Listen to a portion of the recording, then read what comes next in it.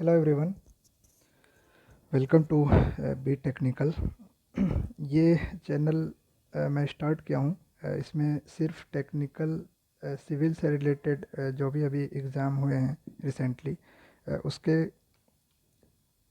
Model answer की with brief explanation को मैं डिस्कस कर रहा हूँ। तो अभी मैंने दो पेपर डिस्कस किया है जो जेपीएससी एई मेंस के सिविल इंजीनियरिंग 1 और सिविल इंजीनियरिंग 2 के पेपर हुए थे। 22 से 24 ये एग्ज़ाम हुआ था। तो 23 तारीख को ये दोनों पेपर हुआ था, सिविल इंजीनियरिंग 1 और 2। तो उसका डिस्कशन मैं कर चुका हूँ। आप चैनल में जाके देख सकते हैं उसको। और उसमें अगर कुछ लगे आपको कहीं सुधार की आवश्यकता तो आप कमेंट कर सकते हैं। आज मैं जेपीएससी एई सिविल जो क्लास 2 के लिए अभी एग्ज़ाम हुई थी 2021 में ही, उसका मॉडल आंसर की और with brief explanation of each question technical के जो हैं उसको मैं आज डिस्कस करूँगा। तो इसको मैं 4 पार्ट में डिवाइड किया हूँ, 50-50 क्वेश्चंस को डिस्कस करूँगा। चूँकि टोटल 200 क्वेश्चन टेक्निकल के आते हैं, उसमें 100 क्वेश्चन नॉन टेक्निकल रहता है जो कि गुजराती मीडियम में होता है। तो नॉन टेक्निकल डिस्कस नहीं करेंगे, इस पर मैं सिर्फ टेक्निकल पार्ट डिस्कस करूँगा। 101 से स्टार्ट होता है, वो 200 तक है। तो आज 50 क्वेश्चन डिस्कस करेंगे। तो लेट्स स्टार्ट।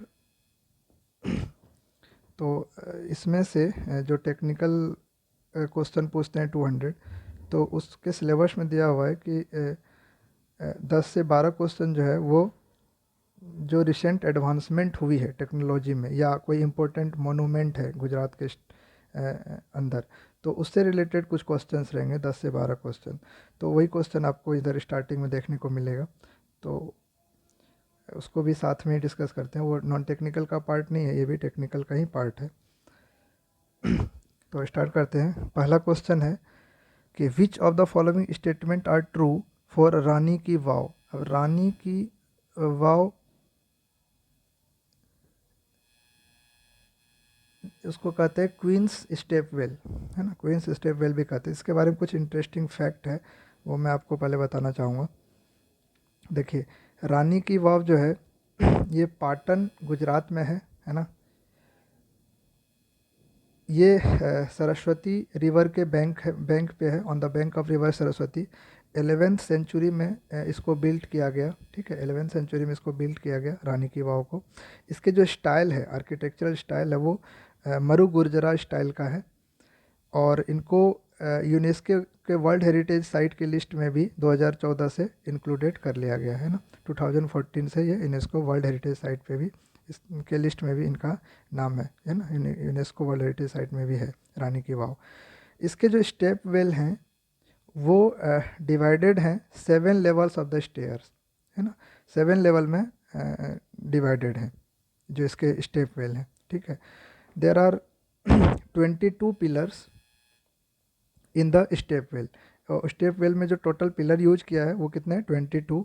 और एक रिसेंट इम्पोर्टेंट फैक्ट है कि अभी जो डिमोनेटाइजेशन हुआ था उसके बाद करेंसी चेंज करी थी इंडियन गवर्नमेंट ने। मतलब न्यू नोट लाए थे मार्केट में, करेंसी चेंज तो नहीं कहेंगे, न्यू न्यू नोट्स आया था मार्केट में। तो उसमें 100 रुपीज़ का जो नोट है उसके ऊपर रानी की वाव आपको देखने को मिलेगा 100 रुपीज़ में, है ना। उसी तरह 500 है, उसमें अलग है ना। तो सब में अलग अलग पिक्चर देखने को मिलेगा। तो रानी की वाव किसमें है, 100 रुपीज़ के नोट्स में आपको देखने को मिलेगा। तो ये इंटरेस्टिंग फैक्ट था अबाउट रानी की वाव। तो अब हम आते हैं क्वेश्चन पे। पहला ऑप्शन है it has been listed as one of the UNESCO world heritage site. सही बात है, 2014 के बाद इसमें इसके लिस्ट में देखने को मिलता है, तो ये करेक्ट है। दूसरा है it had been designed as an inverted temple highlighting the sanctity of water. ठीक है, ये भी करेक्ट है, इसको भी आप उसमें इंक्लूड कर लीजिए कि इसका जो डिज़ाइन है वो इन्वर्टेड टेम्पल की हाईलाइटिंग में है ना। इन्वर्टेड टेम्पल टाइप का दिखेगा आपको in the sanity of water, water की सेनिटी में आप देखेंगे तो इन्वर्टेड टेम्पल के रूप में आपको देखने को मिलेगा, है ना। इस तरह से उसको डिजाइन किया गया। It is divided into 14 level of stair. नहीं, ये अभी हमने देखा 14 लेवल ऑफ स्टेयर्स नहीं है इसमें। इसमें कितने हैं, 7 लेवल ऑफ स्टेयर्स हैं। ओके, सो क्वेश्चन जो थर्ड ऑप्शन है वो गलत हो जाएगा। तो 1 और 2 सही है, तो हम जाएंगे ऑप्शन के में थर्ड स्टेटमेंट गलत हो गया तो ये कैंसिल हो गया, तो 1 एंड 2 जो है वो सी में, तो इसका करेक्ट आंसर क्या हो जाएगा, option C. Which of the major ancient city of the Harappan civilization and one of the largest city of Harappan in the Indian subcontinent, Indian subcontinent में हड़प्पन का जो लार्जेस्ट सिटीज़ है वो कौन सा है। ठीक है, देखिए अगर हम हड़प्पा की बात करें तो ये पाकिस्तान में है। कहाँ है, पाकिस्तान में। पाकिस्तान के एक डिस्ट्रिक्ट है साहिवाल, साहिवाल डिस्ट्रिक्ट में है। ठीक है, और ये लार्जेस्ट है भी नहीं, और ये है पाकिस्तान में। ठीक है, तो ये वैसे कैंसिल हो गया, हड़प्पा तो नहीं होगा। मोहनजोदड़ो ये जो है इंडस वैली सिविलाइजेशन का है। ठीक है, तो ये भी नहीं होगा, इंडस वैली सिविलाइजेशन का लार्जेस्ट साइट है ये मोहनजोदड़ो, तो वो भी नहीं होगा। तीसरा ऑप्शन है धौलावीरा, तो इसका करेक्ट आंसर जो है वो हो जाएगा धौलावीरा। धौलावीरा जो है वो लार्जेस्ट सिटी है हड़प्पन सिविलाइजेशन का, जो कि गुजरात में है। और ये जो है गाने गनेरी वाला, गनेरी वाला जो है ये भी पाकिस्तान में है ना, पाकिस्तान के बहावलपुर डिस्ट्रिक्ट में, पाकिस्तान के बहावलपुर डिस्ट्रिक्ट में, बहावलपुर डिस्ट्रिक्ट में है। ठीक है, तो ये भी इंडस वैली सिविलाइजेशन के अंतर्गत आता है, तो इसके करेक्ट आंसर जो हो जाएगा वो धौलावीरा होगा। The height of Statue of Unity located in Kevadia Gujarat, इसकी हाइट कितनी है स्टेच्यू ऑफ यूनिट की, तो स्टेच्यू ऑफ यूनिट की जो हाइट है वो 182 मीटर है, तो करेक्ट ऑप्शन इसका हो जाएगा बी। कुछ इंटरेस्टिंग फैक्ट मैं आपको बताना चाहूँगा स्टेच्यू ऑफ यूनिटी से रिलेटेड, तो यहाँ पे मैं ले लेता हूँ स्टेच्यू ऑफ यूनिटी। ठीक है, इसके कुछ हाइलाइट्स हम डिस्कस कर लेते हैं। सबसे पहले इसकी जो हाइट है वो क्या है, जो भी आपने देखा बता चुका हूँ, 182 मीटर के आसपास है। फीट में पूछे तो 597 feet. Okay, it is located on the Narmada river, है ना, बैंक ऑफ नर्मदा रिवर, है ना। और नर्मदा रिवर पे ही क्या है, सरदार सरोवर डैम है। ठीक है, नर्मदा रिवर पे ही क्या है, सरदार सरोवर डैम है। तो इसकी जो फेसिंग है, किसकी, स्टेच्यू ऑफ यूनिटी की जो फेसिंग है वो सरदार सरोवर,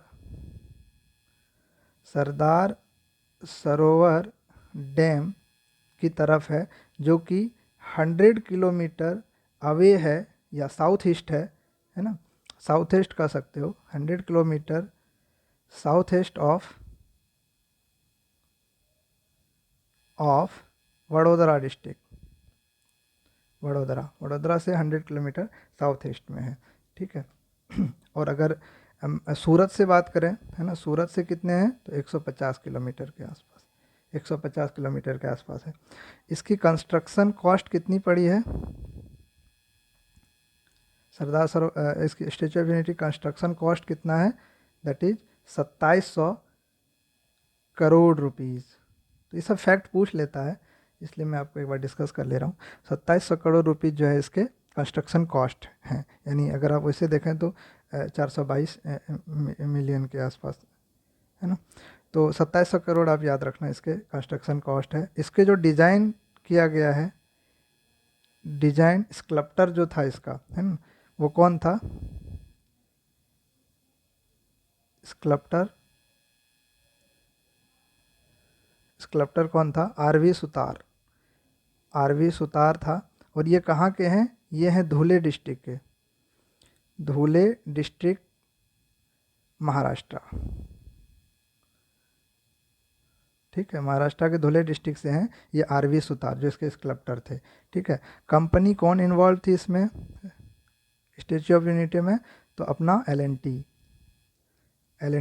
ठीक है, मतलब Larsen and Toubro, Larsen and Toubro company इसमें इन्वॉल्व थी। इसका इनॉग्रेशन किसने किया, इसका इनॉग्रेशन किया पीएम नरेंद्र मोदी, पीएम नरेंद्र दामोदर मोदी। ठीक है, पीएम नरेंद्र मोदी इसका इनॉग्रेशन किया, कब, तो 31 अक्टूबर 2018। और यही 31 अक्टूबर जो है वो सरदार सरोवर का एनिवर्सरी होता है। ठीक है, 31 अक्टूबर को, इसी को यूनिटी डे भी कहते हैं। ठीक, तो ये कौन सा था, 143rd एनिवर्सरी था, 143rd एनिवर्सरी था सरदार वल्लभ भाई पटेल का, सरदार वल्लभ भाई पटेल, सरदार वल्लभ भाई पटेल के 143rd एनिवर्सरी पे इसको इनोग्रेट किया गया था। तो this all are the interesting fact of Statue of Unity. तो इसके कितने हो जाएगा, ऑप्शन बी हो जाएगा 182, इसके करेक्ट आंसर हो जाएगा। Sardar Sarovar dam on river Narmada is, Sardar Sarovar dam जो है, जो स्टैच्यू ऑफ यूनिटी की तरफ फेसिंग है, जिसका अभी बताया मैंने, वो किसकी है, तो अपन जानते हैं इसको बहुत पहले से, दैट इज़ ग्रेविटी डैम, है ना। ग्रेविटी डैम वो डैम होता है जो सेल्फ वेट के कारण अपनी स्टेबिलिटी मेंटेन करता है ना, it gain stability by it's self weight, है ना, सेल्फ वेट के कारण, दैट इज ग्रेविटी डैम। तो सरदार सरोवर डैम कौन सा डैम है, ग्रेविटी डैम। क्वेश्चन नंबर 5 है, the state government of Gujarat has decided to amend common general development control regulation to allow construction of high rise structure of कितना 70 metre. तो इसका option क्या हो जाएगा, सी, 70 structure of 70 or more floors in its 5 major cities, कितना 70 or more floors in 5 major cities. तो इसके correct answer हो जाएंगे सी, सी इसका करेक्ट आंसर है। मोधेरा सन टेम्पल, ठीक है, Modhera sun temple is situated on the bank of river. तो मोधेरा सन टेम्पल के बारे में थोड़ा सा इंटरेस्टिंग फैक्ट मैं आपको बता देता हूँ, मोधेरा सन टेम्पल के बारे में, ठीक है। चलिए, तो मैं थोड़ा सा आपको मोधेरा सन टेम्पल के बारे में यहाँ बता दूँ। मोधेरा सन टेम्पल, ठीक है, तो कुछ फैक्ट मैं यहाँ पे डिस्कस कर रहा हूँ। एक ये जो है किंग भीमा, किंग भीमा इसके कंस्ट्रक्शन किए थे, जो चालुक्य डायनेस्टी से था, ठीक है, किससे, चालुक्य डायनेस्टी, किंग भीमा, ठीक है। दूसरा फैक्ट ये है कि ये जो टेम्पल है वो किसको ऑनर करता है, नाम से ही लग रहा है सन, तो गॉड सन को ये ऑनर करता है, जो कि मोधेरा विलेज में है। विलेज कौन सा है, मोधेरा क्या है, विलेज है।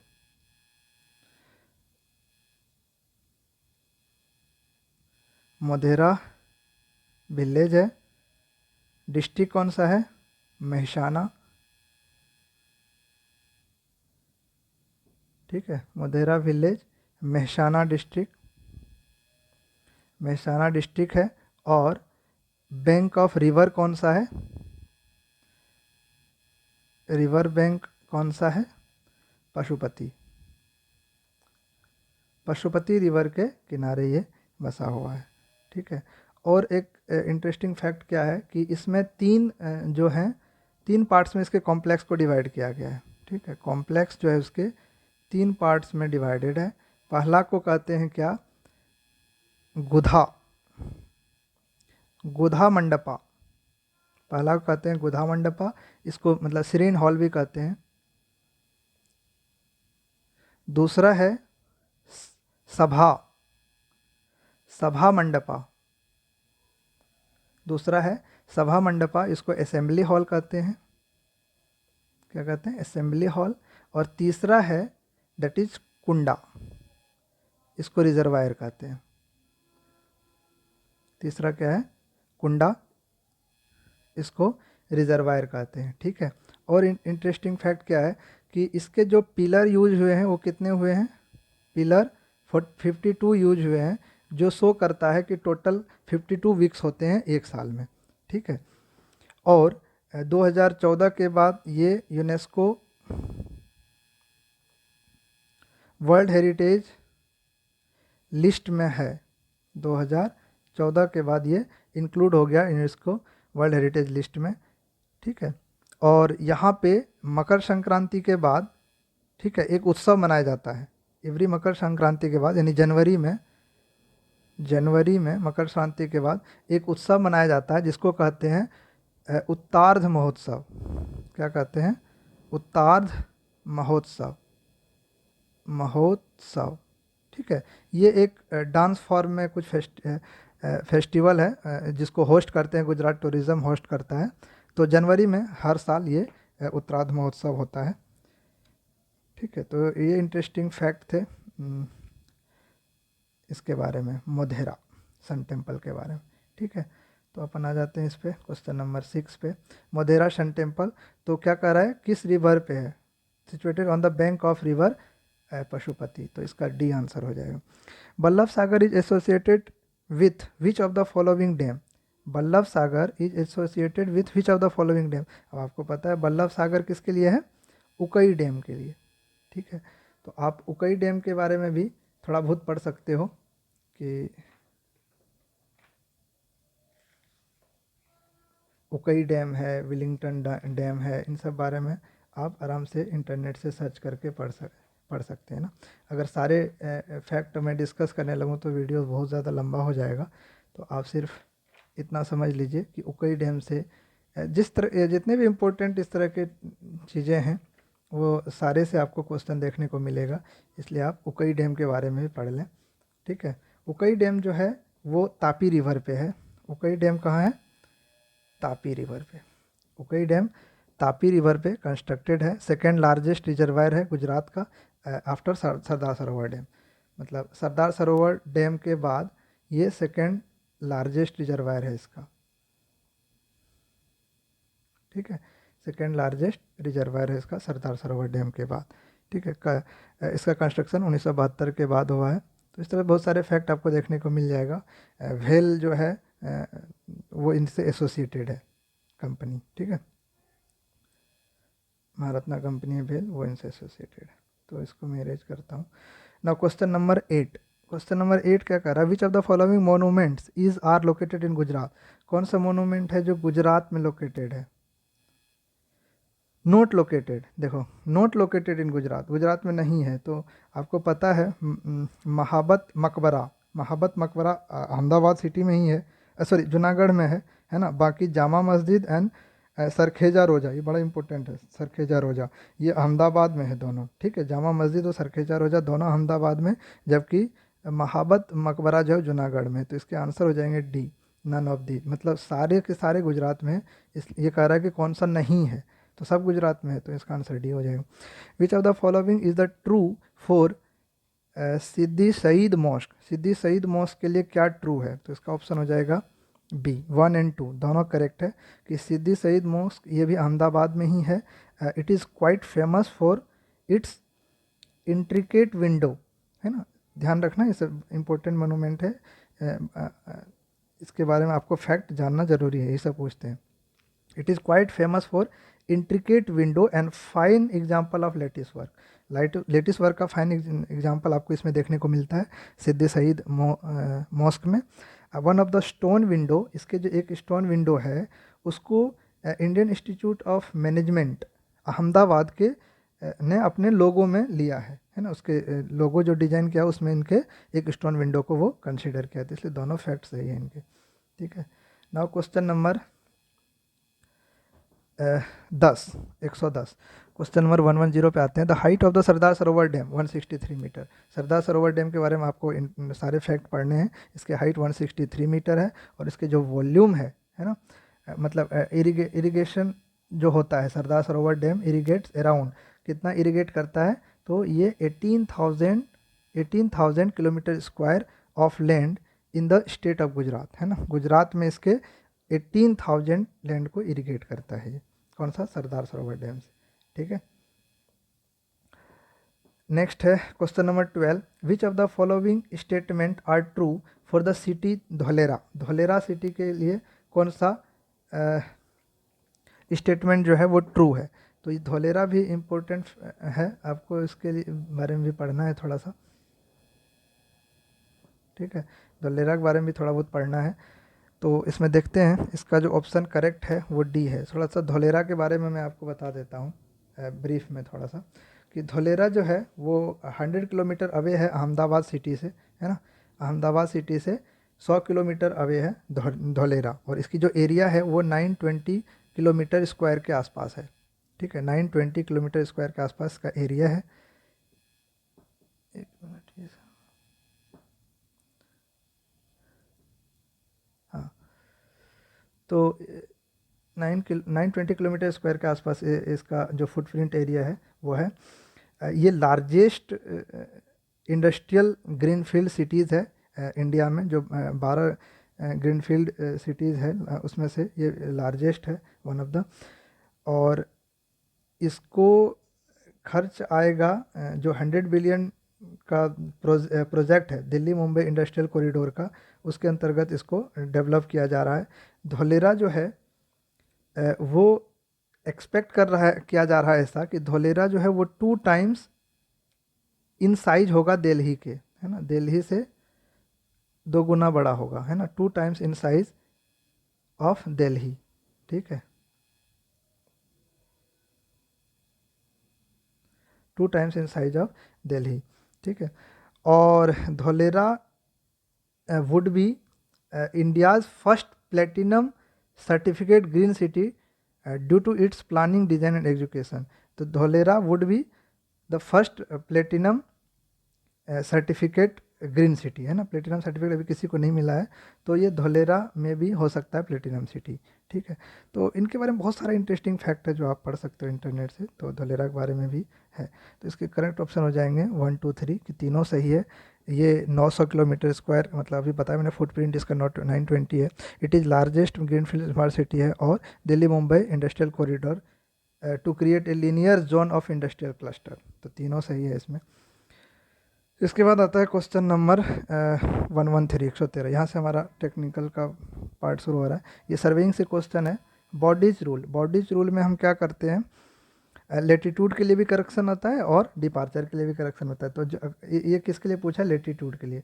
तो हम इसमें क्या लेते हैं कि एरर इन लेटीट्यूड में कितना एरर है, इसके बाद लेंथ ऑफ वन साइड, उस साइड का डिवाइडेड बाय उसका पेरीमीटर।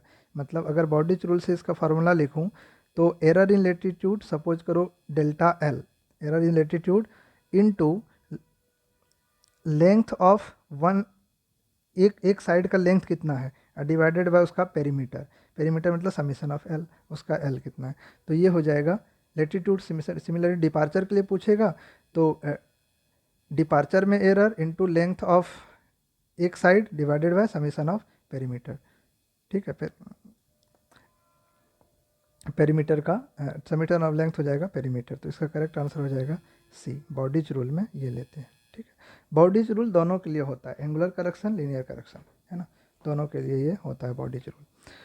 क्वेश्चन नंबर 14 जो है, the magnetic bearing of a line. Magnetic bearing क्या होता है, horizontal angle between magnetic meridian and line. Magnetic meridian और किसी भी लाइन के साथ जो हॉरिजॉन्टल एंगल होता है उसको हम क्या कहते हैं, मैग्नेटिक मेरिडियन। क्वेश्चन नंबर 15 है कि if the whole circle bearing of a line is 132 degree and 45 minute, 132 degree 35 minute 45 second, then whole circle bearing of line B A will be. Whole circle bearing क्या होगा, अगर ये suppose कीजिए ये होता है नॉर्थ, ये साउथ, ये ईस्ट, ये वेस्ट, तो लाइन का होल सर्कल बेयरिंग क्या लेते हैं, नॉर्थ से लेते हैं, हमेशा नॉर्थ से लेते हैं whole circle bearing, whole circle bearing. तो ए बी लाइन का होल सर्कल बेयरिंग है, सपोज करो ए यहाँ पॉइंट है ए, तो ए बी का 132, तो यहाँ तक हो गया 90, तो इस क्वाड्रेंट में जाएगा कहीं ना कहीं, तो 132 इसका हो गया होल सर्कल बेयरिंग, यानी 132 डिग्री 35 मिनट और 45 सेकेंड। अब ये क्या कह रहा है कि whole circle bearing of line B A क्या होगा, तो अब यहाँ पे पॉइंट आ गया बी ए, तो बी ए का होल सर्कल बेयरिंग क्या होगा, है ना। तो अब क्या करेंगे अपन, whole circle bearing of line B A का होल सर्कल बेयरिंग क्या होगा, तो फिर यहाँ पे खींचेंगे तो ये नॉर्थ हो जाएगा, है ना, इधर साउथ, इधर ईस्ट, इधर वेस्ट। अब यहाँ से लेंगे तो ये हो जाएगा बी ए का होल सर्कल बेयरिंग। तो हम क्या करेंगे, 360 में से ये वाला एंगल माइनस कर देंगे, ये वाला एंगल कितना हो जाएगा, तो टोटल में से 90 माइनस कर दो, 132 में से 90 माइनस कर दो तो ये एंगल बच गया, या नहीं तो 180 में से 132 माइनस कर दो तो ये एंगल बच गया, तो ये एंगल इक्वल हो जाएगा, तो 360 में से इसको माइनस कर दो, 360 में से इसको माइनस कर देंगे तो अपने आप मिल जाएगा। तो 360 माइनस आपको पहले क्या करेंगे, 180 डिग्री, 180 डिग्री है टोटल, ये ये 180 डिग्री, उसमें से 132 डिग्री 35 मिनट माइनस कर देंगे, ठीक है, माइनस 132 डिग्री 35 मिनट 45 सेकेंड। तो जो भी आएगा वो एंगल इसके बराबर हो जाएगा, उसको 360 डिग्री से माइनस कर देंगे, तो आ जाएगा 312 डिग्री 35 मिनट 45 सेकेंड। तो ऑप्शन आ जाएगा अपना D. D is the correct answer. Next कह रहा है कि in arithmetic check in the reduction, इसको इरेज कर देता हूँ।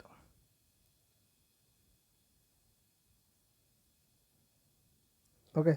In arithmetic check in the reduction of level by the rise and fall method is stated as last RL minus first RL is equal to, देखो rise and fall method में क्या होता है, complete check होता है, मतलब summation of back side minus summation of fore side is equal to summation of rise minus summation of fall is equal to summation of last RL minus first RL। तो last RL minus first RL पूछा है, तो बच गया क्या, summation of back side minus summation of fore side, तो एक ये करेक्ट हो गया है ना, and summation of rise minus summation of fall, so 1 and 2 is correct, तो option B is the correct answer. ठीक है, 116 हो गए। 117 क्वेश्चन क्या कह रहा है कि for 2 degree curve on a 20 meter chord having a deflection angle of 36 degree the tangent length is, देखो 2 डिग्री का कोई कर्व दिया हुआ है ना, और उसकी जो लेंथ है वो 20 मीटर है, तो 20 मीटर लेंथ के लिए हमको पता है r इज इक्वल टू क्या होता है 1145.9 यानी 46 के आसपास, तो 1146 डिवाइडेड बाय d डिग्री, और d कितना है 2, तो d डिग्री मतलब 2 डिग्री, तो इसको माइनस कर देंगे, सॉरी डिवाइड कर देंगे तो यहाँ से r आ जाएगा, यानी तो ऐसे आप लिख सकते हो, यहाँ पे मैं लिख देता हूँ d degree is equal to 1146 divided by r, तो यहाँ से डिग्री दिया तो r नहीं निकल जाएगा, r निकल गया 573, तो 573। अब ये हमको क्या पूछ रहा है, ये पूछ रहा है कि टेंजेंट लेंथ क्या होगा। अब टेंजेंट लेंथ आपको पता है कि r tan डेल्टा बाई 2, क्योंकि यहाँ मैं इस देखो इसे बना रहा हूँ, ये है सर्कुलर कर्व है ना, इसकी ये रेडियस हो गई, यहाँ से एक टेंजेंट, यहाँ से दूसरी टेंजेंट, तो ये एंगल डिफ्लेक्शन एंगल होता है, इसको मिला दो, ये लॉन्ग कॉर्ड हो गए, ये एंगल डिफ्लेक्शन हो जाएगा, और इसको जो डिवाइड करेगा तो ये डेल्टा बाई 2 हो जाएगा, डेल्टा बाई 2 हो जाएगा, तो हमको ये निकालना है, तो हम इस ट्रेंगल को देखेंगे, तो ये 90 डिग्री हो गए, तो टेन थीटा कर लेंगे, टेन थीटा इक्वल टू क्या होता है p बाई बी, तो यहाँ से आपको निकल जाएगा, ये r है तो ये नहीं निकलेगा r tan डेल्टा बाई 2, तो इसलिए इसकी फार्मूला डायरेक्टली हमें क्या होता है r tan डेल्टा बाई 2, तो उसमें अगर आप पुट करेंगे तो ये निकल के आएगा 187, कितना निकल के आएगा 187, आपको 187 मीटर निकल के आएगा, लेकिन यहाँ 187 का कोई आंसर है नहीं, तो मोस्ट नियरेस्ट जो है वो बी है 177, बट इसमें आप ऑब्जेक्शन में लगा सकते हैं, हालांकि अभी टाइम नहीं है ऑब्जेक्शन का, बट इस क्वेश्चन में जब फाइनल आंसर की आएगा तो मे बी चेंज हो। The first order of precise levelling where distance d is in kilometre the permissible error, तो परमिसिबल एरर जो है मीटर में पूछ रहा है कितना होगा प्रिसाइज लेवलिंग के लिए। ठीक है, तो प्रिसाइज लेवलिंग के लिए हमेशा होता है 0.006 रूट अंडर डी। ठीक है, where D is in kilometre, D आपको किलोमीटर में डालना है।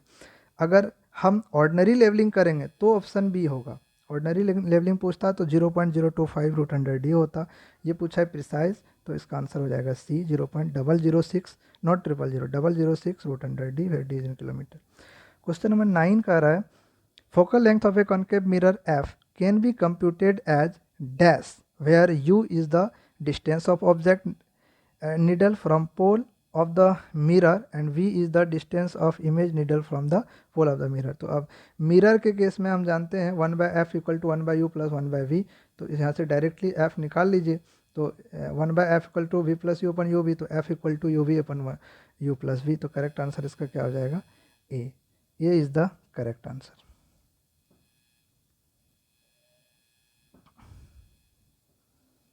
ठीक है, अब आते क्वेश्चन नंबर 120 पे।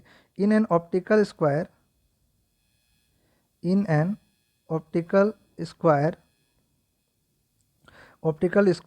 The two mirror are placed at an angle of, two mirror are placed at an angle of, optical square में 45 डिग्री एंगल पे प्रोवाइड करते हैं।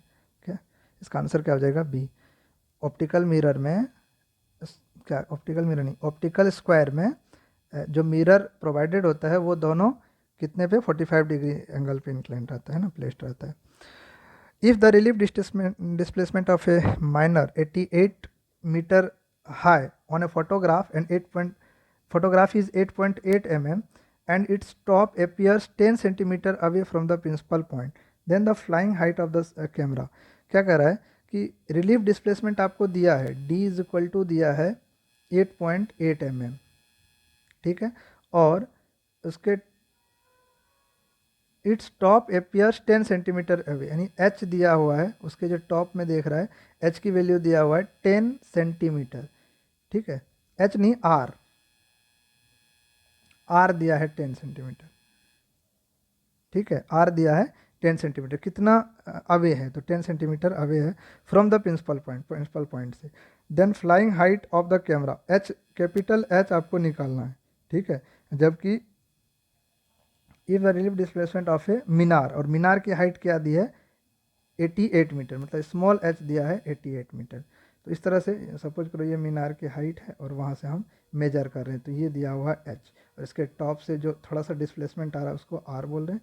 और रिलीफ डिस्प्लेसमेंट टॉप में देखेंगे बॉटम में देखेंगे, दोनों का डिफरेंस है, उसको रिलीफ डिस्प्लेसमेंट कहते हैं। तो रिलीफ डिस्प्लेसमेंट का फार्मूला क्या होता है, d is equal to R H upon H. अब यहाँ पे हमको d भी पता है, r भी पता है, h भी पता है, तो h नहीं आएगा निकल के, तो आप पुट कर दीजिए इसमें। तो 8.8 अब mm में दिया है तो 10⁻³ is equal to r centimetre में दिया है तो 0.1 में आ जाएगा, मीटर में कन्वर्ट कर दिए सबको, और h दिया है 88, ये तो मीटर में ही दिया है, तो यहाँ से h निकाल लीजिए, तो h की वैल्यू आ जाएगी आपको 1000। तो h की वैल्यू कितनी आ जाएगी 1000 मीटर। तो इसका करेक्ट आंसर क्या हो जाएगा? बी, ठीक है। तो सब इरेज कर दे रहा हूँ मैं। ओके, नेक्स्ट क्वेश्चन की ओर चलते हैं। तो नेक्स्ट क्वेश्चन है question number 122। The vertical circle of a theodolite is generally graduated. देखो वर्टिकल सर्कल पूछा है, तो वर्टिकल सर्कल हमेशा क्वाड्रेंटल सिस्टम में होता है, 0 to 90 degree in the 4 quadrant, 4 quadrant में डिवाइडेड रहता है इस तरह से, है ना। तो यहाँ 0, तो 0 to 90 डिग्री, फिर 0, फिर 90 डिग्री, फिर 0, ठीक है, इधर ऑप्टिकल मिरर रहता है लगा हुआ, बीच से देखते हैं हम। तो 0 to 90, फिर 90 to 0, 0 to 90, फिर 90 to 0। तो वर्टिकल सर्कल इस तरह से होता है, और जो हॉरिजॉन्टल सर्कल होता है उसमें क्या होता है, हॉरिजॉन्टल सर्कल में होल सर्कल बेयरिंग सिस्टम में रहता है, 0 to 360 डिग्री, हॉरिजॉन्टल सर्कल में 0 to 360 डिग्री में ग्रेजुएटेड रहता है, ठीक है। तो इसका करेक्ट आंसर क्या हो जाएगा? A, not B. Vertical circle पूछा है तो 0 to 90 डिग्री। नेक्स्ट क्वेश्चन है ERS INSAT Sentinel and RISAT RISAT are example of which type of satellite. ये माइक्रोवेव का एग्जाम्पल है, ठीक है। किस टाइप के सैटेलाइट का एग्जाम्पल है? माइक्रोवेव का, ठीक है। ऑप्टिकल, पैसिव एंड थर्मल, ये तो होगा ही नहीं, तो ये माइक्रोवेव का एग्जाम्पल है, माइक्रोवेव टाइप सैटेलाइट का एग्जाम्पल है। तो करेक्ट ऑप्शन हो जाएगा डी। नेक्स्ट क्वेश्चन पूछा है कि hyper spectral remote sensing, hyper spectral remote sensing, ये EM स्पेक्ट्रम इज, ये किस टाइप का है?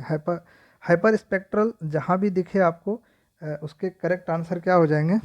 हाइपर स्पेक्ट्रल का इसका करेक्ट आंसर हो जाएगा बी, कंटिन्यूस। हाइपर स्पेक्ट्रल क्या होता है? कंटिन्यूस होता है, ठीक है। 124 का करेक्ट आंसर हो जाएगा कंटिन्यूस, ठीक है। हाइपर स्पेक्ट्रल रिमोट सेंसिंग, इसका करेक्ट आंसर हो जाएगा continuous. Passive sensor, passive sensor का क्या होता है? पैसिव मतलब होता है कि जो नेचुरल सोर्स को यूज करे उसको पैसिव कहते हैं, ठीक है। जैसे कि सनलाइट हो गया, आप फोटो खींच रहे हैं सनलाइट के अवेलेबिलिटी में, तो उसको हम क्या कहेंगे? Passive sensor. और एक्टिव सेंसर जो अपना सोर्स यूज करे उसको कहेंगे एक्टिव सेंसर। तो उसका करेक्ट आंसर हो जाएगा A, sun as the source of energy. Example पूछे तो जैसे आप सनलाइट में कैमरा से फ़ोटो खींचते हैं तो उसका सन का लाइट यूज करते हैं, तो अदर सोर्स, नेचुरल सोर्स हम यूज कर रहे हैं। फ्री नेपी पे हमेशा जो प्रेशर होता है वो क्या होता है, एटमॉस्फेरिक होता है। The pressure below the free nappy is atmospheric, उसके नीचे हमेशा एटमॉस्फेरिक होता है। ठीक, 26 हो गया। 27, नेक्स्ट क्वेश्चन इज 127।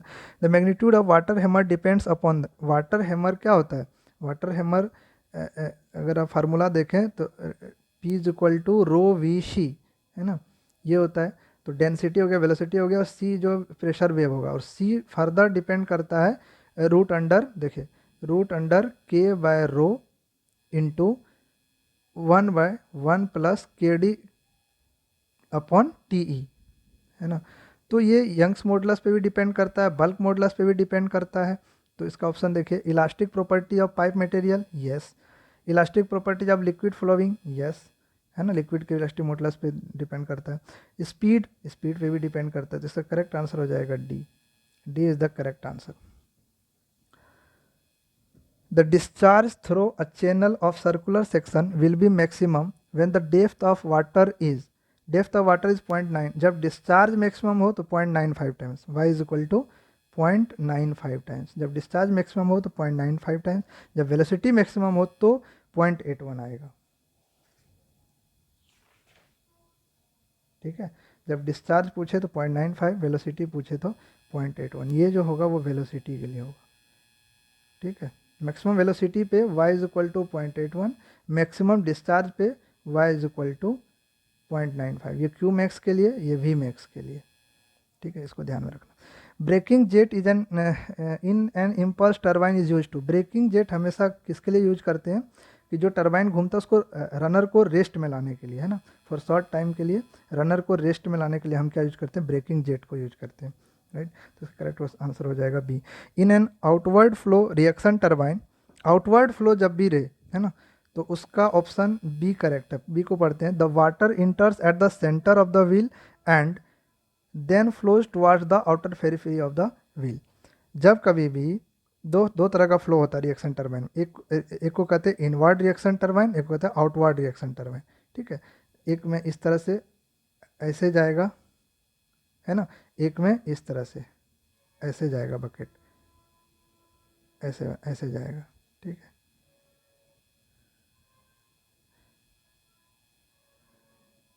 तो इनवर्ड फ्लो, आउटवर्ड फ्लो, तो आपको ध्यान क्या रखना है कि रिएक्शन टर्बाइन अगर आउटवर्ड फ्लो है तो आउटवर्ड फ्लो में जो वाटर इंटर करेगा वो सेंटर से करेगा। वाटर कहाँ से इंटर करेगा, सेंटर ऑफ द व्हील से इंटर करेगा, और जो फ्लो करेगा flows towards the outer periphery of the wheel, centre से इंटर करेगा, आउटर पेरिफेरी की तरफ फ्लो करके बाहर निकल जाएगा। ठीक है, तो ध्यान हमेशा रखना है कि आउटवर्ड फ्लो जब भी हो तो इंटर कहाँ से करेगा, centre of the wheel and flow towards the outer periphery.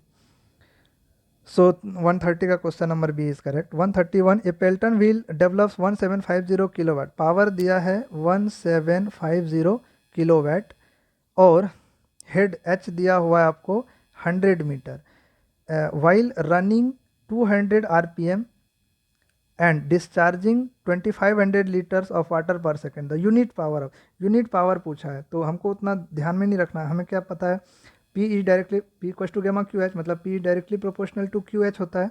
तो हम कह सकते हैं कि Q जो है वो directly proportional to area into velocity, तो मतलब D square, Q is directly proportional to D square and velocity directly proportional to root under H, V equal to क्या होता है 2GH, यही तो होता है, तो रूट अंडर 2GH, तो directly proportional to root H हो जाता है V, तो इसलिए P क्या हो जाएगा D square into root H, ये हो गया Q के लिए, H पहले से है तो D को हमको काम नहीं है, तो क्या बच गया रूट एच इंटू एच, यानी H रेज टू 3/2, तो मतलब P is directly proportional to H raise to 3/2। तो यूनिट पावर यानी P U, है ना, तो P U upon H raise to 3/2, यहाँ से निकाल लेंगे आप।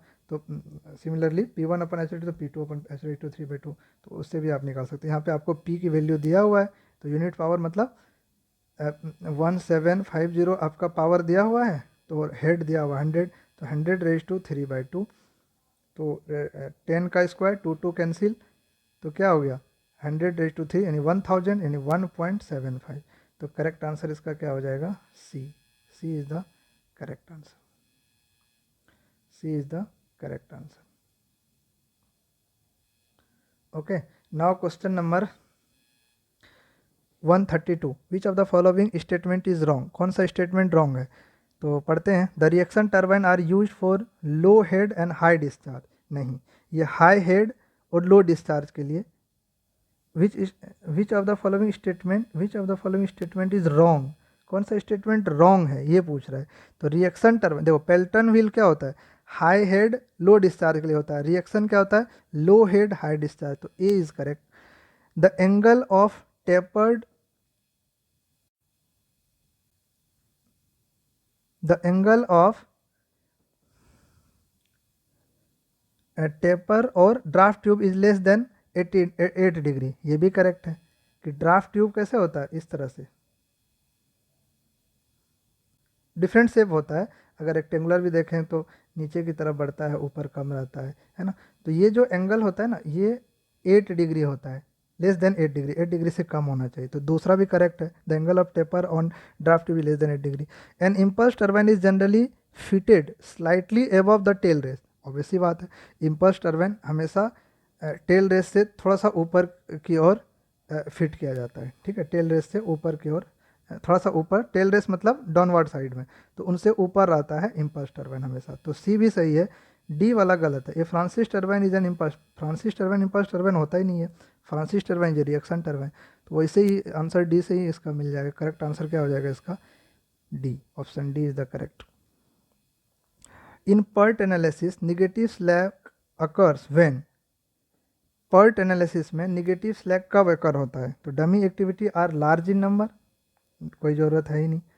पॉइंट एनालिसिस में निगेटिव स्लैक कब होगा?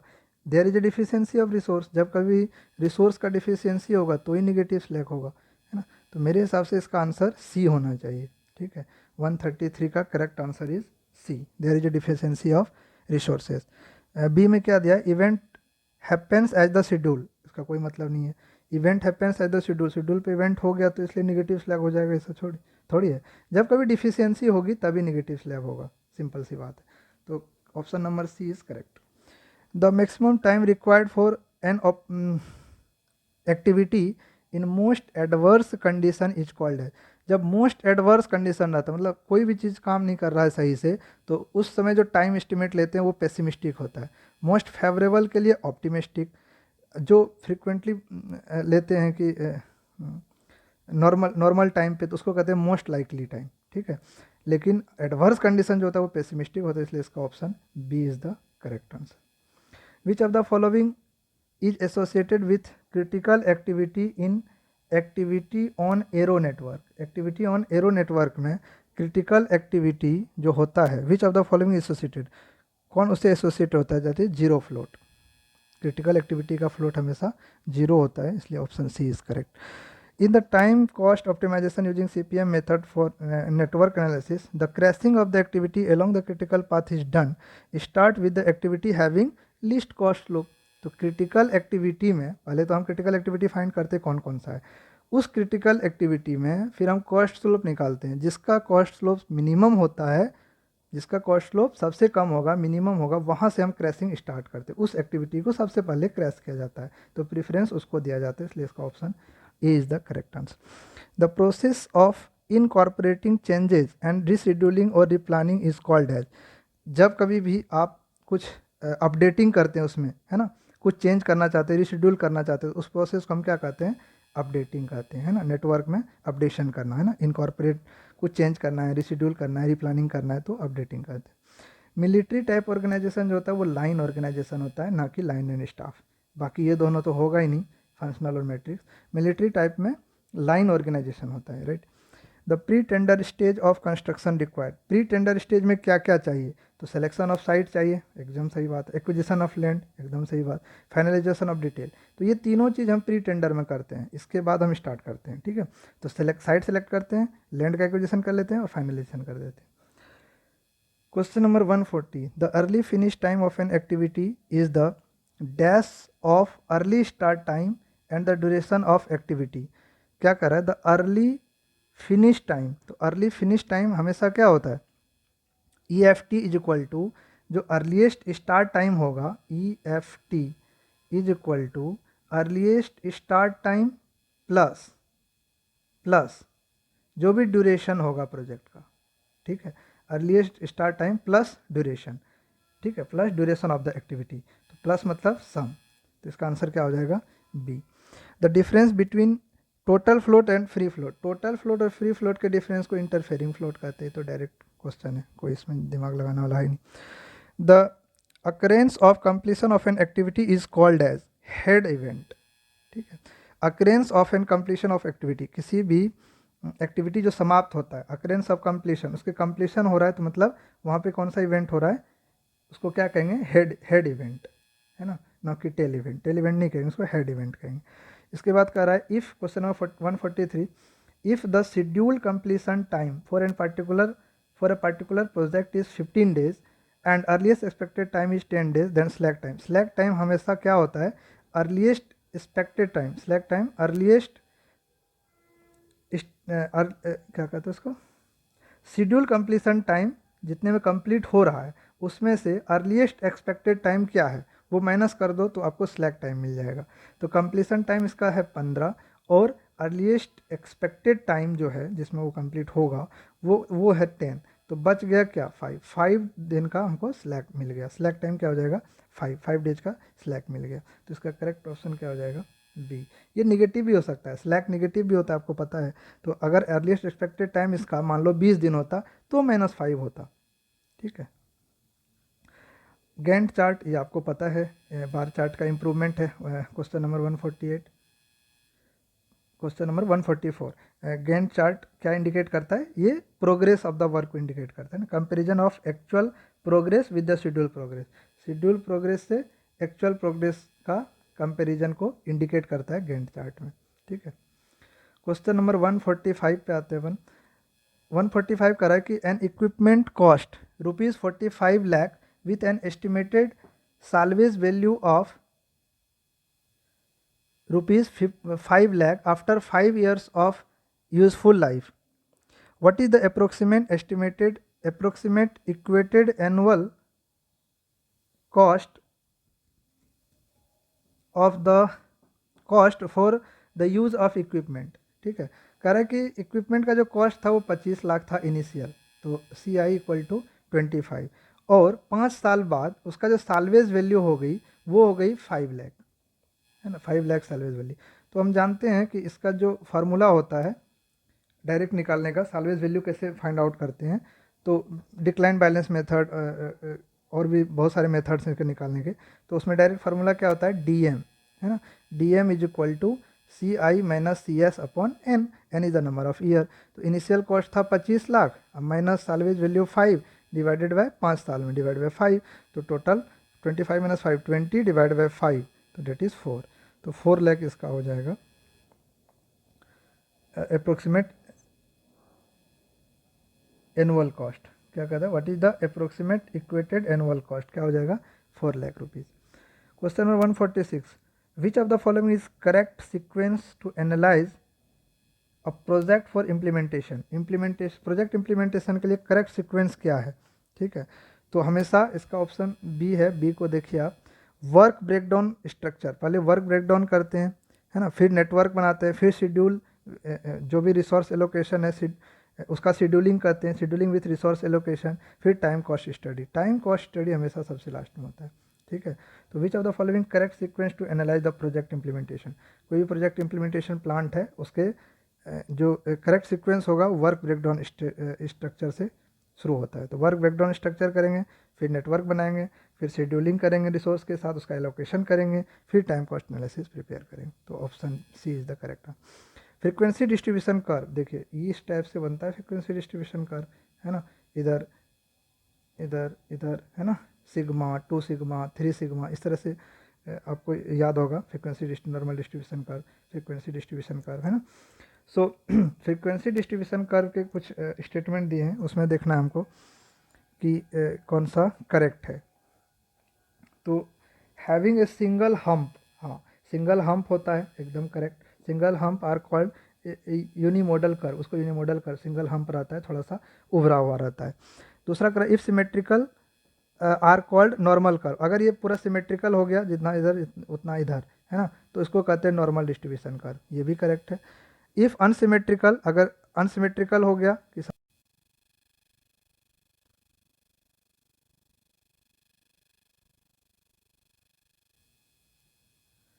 है ना, एक minute,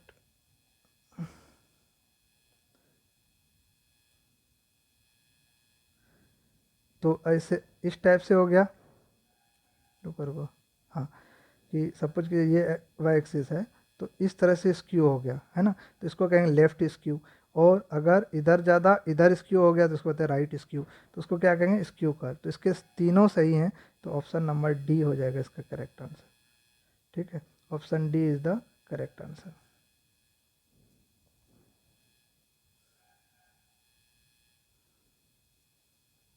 Okay, so question number 147 correct answer is D. Now question number 148, Mueller-Breslau principle in structure analysis is used for। Mueller-Breslau principle जो होता है वो इन्फ्लुएंस लाइन डायग्राम के लिए हम यूज करते हैं। One is the correct answer, only one. दूसरा देखिए वर्चुअल वर्क एक्सप्रेशन, ना, दो गलत है। सुपर पोजिशन ऑफ लोड, उसमें भी नहीं यूज करते, सिर्फ ILD जहाँ दिखे वहाँ म्यूलर-ब्रेस्लॉ प्रिंसिपल आप लगा दीजिए, कोई दिक्कत नहीं। क्वेश्चन नंबर 149, ये क्वेश्चन थोड़ा लेंदी है, इसको हम अभी करेंगे बैक में जाके। क्वेश्चन नंबर 150 देखते हैं पहले। Principle of super position is applicable when, इसका क्वेश्चन में थोड़ा सा डाउट है ना? इस क्वेश्चन में डाउट है, जब फाइनल आंसर किया जाएगा तो आप इससे मैच कर लेना, क्योंकि मटेरियल ओबे क्या कर रहा है, इज एप्लीकेबल, ये एप्लीकेबल होगा जब मटेरियल हुक्स लॉ को भी ओबे करेगा। डिफ्लेक्शन तो होनी चाहिए, 1 और 2 तो करेक्ट है ही। The action of applied force will be affected by small deformation of the structure. ठीक है, तो इसका आंसर बी होना चाहिए। ए कंसिडर नहीं भी करें तो इसका आंसर या तो डी होगा या तो बी होगा, है ना। स्मॉल डिफॉर्मेशन से उस applied force will be affected, applied force affect होना चाहिए, बट फिर भी इसका जो ऑप्शन दिया है मॉडल में वो 1 दिया है, तो ये मुझे रॉन्ग लग रहा है। इसका करेक्ट आंसर बी या डी में से कोई होगा क्योंकि हुक्स लॉ को तो ओबे करेगा ही, सॉरी। तो अब मैं क्वेश्चन नंबर 149 को एक बार पढ़ लेता हूँ, फिर उसको सॉल्व करेंगे। इस एक सिंपल गर्डर है, सिंपल गर्डर 20 मीटर स्पैन है, ठीक है। Each traversed by moving 6 metre length में एक यूडीएल है जिसकी इंटेंसिटी कितनी है, 20 किलोमीटर पर मीटर। ये मूव कर रहा है left to right, left to right से मूव कर रहा है। The maximum bending moment and maximum positive and negative shear force at the section 4 metre from left support, है ना। तो आपको बेंडिंग मोमेंट और मैक्सिमम निगेटिव और पॉजिटिव शियर फोर्स निकालना है। तो देखिए ये गर्डर है, थोड़ा सा इसको और बढ़ा देते हैं, ठीक है। ये गर्डर है, इस पे मूव कर रहा है ये लोड, कितना है 20 किलो न्यूटन पर मीटर, इसकी लेंथ है 6 मीटर, ठीक है। तो लेफ्ट से 4 मीटर पे आपको निकालना है ना, और ये है 20 मीटर का। ओके, सो अगर हम यूडीएल के केस में बेंडिंग मोमेंट जब भी निकालते हैं तो जिस सेक्शन पे बोलता है तो यूडीएल को ऐसे डिस्ट्रीब्यूट करते हैं कि इसका लेंथ सेम रेशियो में हो, देन लेंथ का प्रोपोर्शन सेम हो। तो सपोज करो इस तरह से इसका ILD बनेगा, है ना। अब हमको रखना कितने पे है, तो देखिए ये 6 मीटर का है टोटल, तो मान लेते हैं हम यहाँ से ए डिस्टेंस पे है, तो ये यहाँ से कितना हो जाएगा 6 माइनस ए, ठीक है। अब इसको इस प्रोपोर्शन में डिवाइड कर देना है, तो कितना हो जाएगा A divide by 4 is equal to 6 minus A divide by 4 चला गया तो कितना हो गया 16, तो 4 4 जा 16, तो a 4a is equal to 6 minus a means 5a is equal to 6, इसलिए a is equal to 6/5, a is equal to 6/5, a is equal to 6/5। तो 6/5 मीन्स व्हाट, 6/5 मीन्स व्हाट, 6/5 1.2, तो ये 1.2 हो गया और ये हो जाएगा 4.8, है ना। टोटल 6 है तो 6 माइनस 1.2 दैट इज 4.8। तो हम यहाँ पे रखेंगे UDL को, ठीक है। तो ये कितना हो जाएगा 1.2, ये कितना हो जाएगा 4.8 मीटर, इसकी इंटेंसिटी है 20 किलोमीटर। अब यहाँ पे आप निकाल लीजिए, इसकी कितना हो जाएगा AB इंटू L, तो A है आपका 4, B है आपका WAB/L होता है ना, WAB/L, तो A है आपका 4, B है आपका 16 डिवाइडेड बाय L है आपका 20 और W आपका 1, यूनिट लोड के लिए करते हैं तो 1 इंटू 4 इंटू 6/20। तो ये डिस्टेंस कितनी हो जाएगी, इसके ऑर्डिनेट निकल के आ जाएगी 3.2, ठीक है। अब ये 3.2 है तो आप यहाँ पे निकाल लीजिए, यहाँ पे निकाल लीजिए। तो 3.2 divide by 16, 3.2 divide by 16 is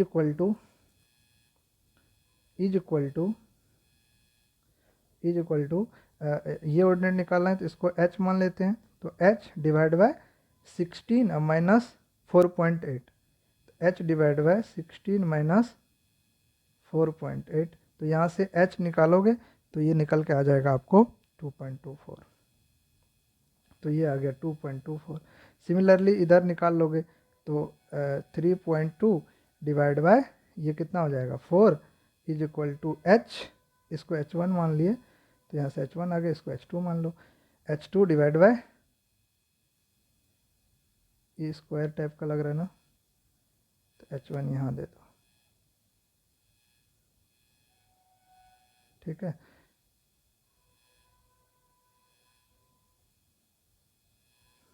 तो ये हो जाएगा h2 डिवाइड बाय 4 माइनस 1.8, तो यहाँ से h2 निकालोगे तो ये भी आ जाएगा 2.24, ठीक है, h2 भी आ जाएगा 2.24, तो ये वैल्यू हो गया 2.24।